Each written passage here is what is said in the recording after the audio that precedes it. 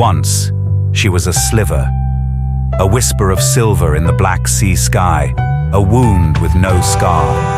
They called her loon, but only in passing, only when she showed her face through branches or fog. She orbited, always orbiting, around the one they named Phaetos, the star eternal, who burned too bright to be held, who loved only in heat and silence, who never dimmed even when she wept. She loved him like gravity, invisible, inescapable. He loved her like fire, quick, consuming, then cruel in its forgetting.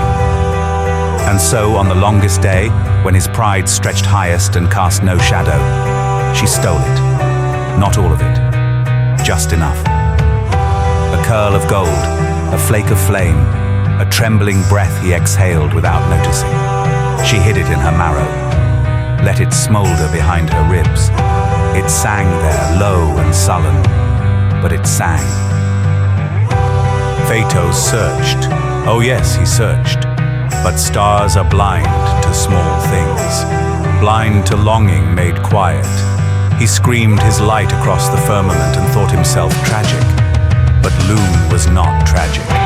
She was changing. First came the heat, a fever she mistook for guilt. Then the rains, soft, but splitting her open. Cracks bloomed like fault lines, and from them grew color. She did not expect joy, but it came anyway, feral and flashing, like an animal from the woods that curled beside her without fear. Now she blooms by night, not a reflection, but a forge. Not his echo, but her own engine.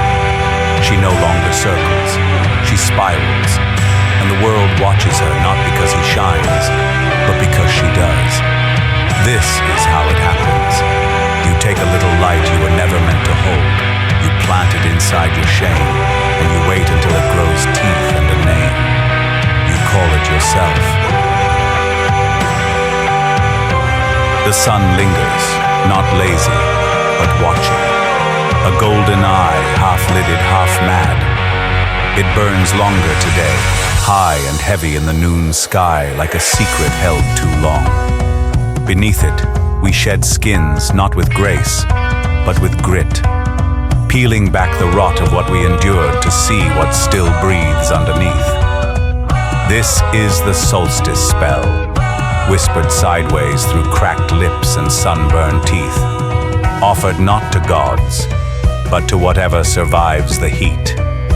Night comes late and leaves early, a short sip of shadow in a cup too hot to hold. But oh, what a taste! Like berries at the edge of ripeness, sweet and sharp, bleeding purple on the tongue if you bite too hard. The dark, though brief, is honest. It does not lie about what it wants. So offer it your fear, your cowardice, your need to be small. Let it carry those away on moth wings and sweat. There will come soft rains. Not the cleansing kind, the cracking kind. The kind that split the clay and teach roots how to dig deeper. The kind that know what the heart really needs is pressure and time. And one more thunderclap before the peace. This is the turning, the heat that humbles, the light that judges, the short night that forgives. If you would change, do not beg for it, bleed for it, laugh in the sun's face and let your sorrow melt. Happiness is a feral thing. It doesn't come when called. It circles, smells the smoke in you, and settles only when you stop pretending you deserve it. So step outside, lift your face, don't speak, just burn a little, and wait.